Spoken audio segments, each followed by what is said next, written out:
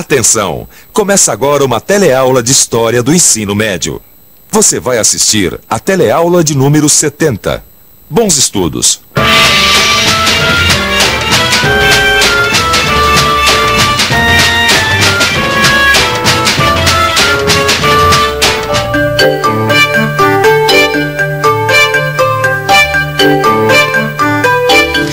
Oi, na última teleaula nós falamos dos primeiros 10 anos do regime militar.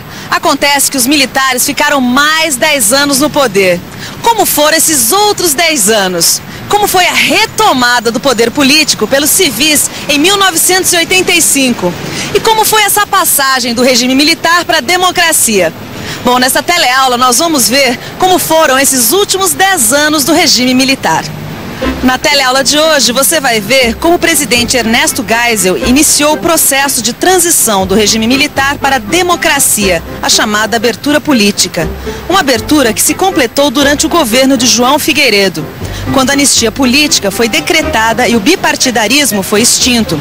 Ainda nessa teleaula, você vai ver o que aconteceu com a economia do país depois do desenvolvimento vivenciado na época do milagre brasileiro.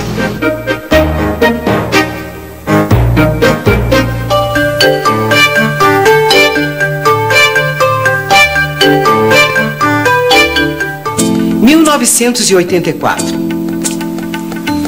Tem 20 anos que os militares estão no poder e os brasileiros vão às ruas para lutar pela democracia.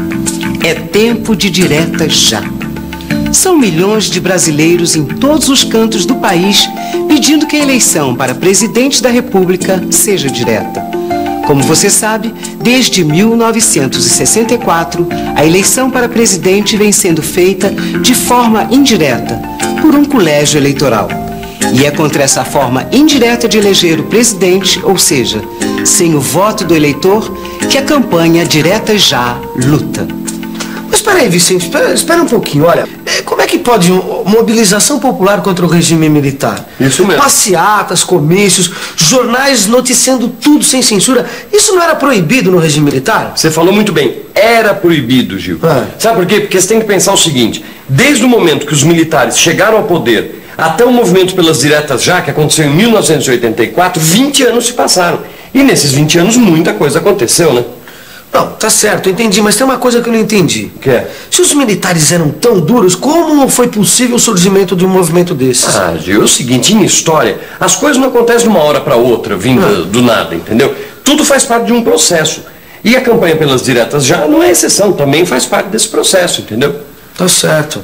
Vem cá, então vamos voltar um pouquinho no tempo para poder entender melhor esse processo? Vamos voltar. 1974. O general Ernesto Geisel assume a presidência da República. Ernesto Geisel é o 4º presidente do regime militar. E como seus antecessores, também não foi eleito pelo voto direto.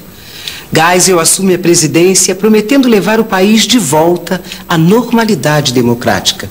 Só que, como você viu na última teleaula, esse discurso não era nenhuma novidade.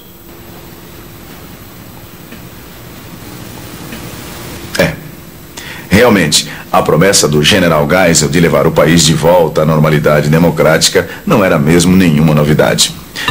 Pois, até então, desde 1964, todos os presidentes militares assumiram prometendo o retorno do Brasil à democracia. Só que, ao contrário dos seus antecessores, o presidente Ernesto Geisel iniciou realmente o processo de abertura política do regime militar. Um processo que ficou conhecido simplesmente como abertura. É claro que os militares linha dura, lembra? Aqueles que queriam endurecer o regime e aumentar a repressão, não gostaram muito do projeto de abertura política de Geisel. O grupo linha dura, como a gente viu na última teleaula, ganhava cada vez mais espaço dentro do governo. E recuperar esse espaço era a principal tarefa do general Ernesto Geisel e de seus partidários de abertura. Pois, como você deve se lembrar, Geisel foi chefe da Casa Militar do governo Castelo Branco. E sua eleição representava a volta dos militares mais moderados ao poder.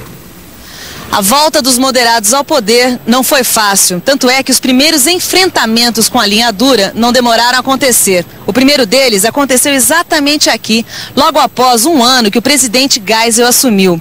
Era aqui que funcionava o DOI-CODE do 2º Exército em São Paulo. O DOICOD quer dizer Destacamento de Operações de Informação do Centro de Operação e Defesa Interna, era um dos locais para onde eram enviadas as pessoas consideradas suspeitas pelo regime militar. Era no DOICOD que esses suspeitos eram interrogados e muitas vezes torturados. Que foi o que aconteceu com o jornalista Vladimir Herzog em outubro de 1975. Só que além de interrogado e torturado, Herzog também morreu. A morte de Herzog foi divulgada pelos militares como sendo suicídio por enforcamento. A missa de 7º dia, rezada por Dom Paulo Evaristo Arnes, reuniu uma multidão na Praça da Sé, transformando-se numa grande manifestação política. Este fato abalou o governo Geisel, que até aquele momento nada fez. Mas logo após alguns meses, aqui mesmo onde funcionava o DOICOD, aconteceu uma outra morte em condições suspeitas, a do operário Manuel Fiel Filho.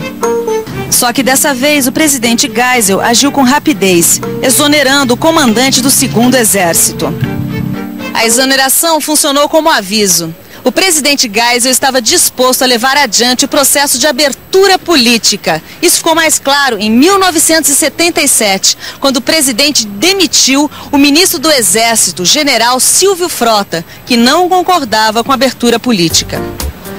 Integrante da linha dura, o general Frota ficou conhecido por sua atuação no combate ao comunismo e à subversão.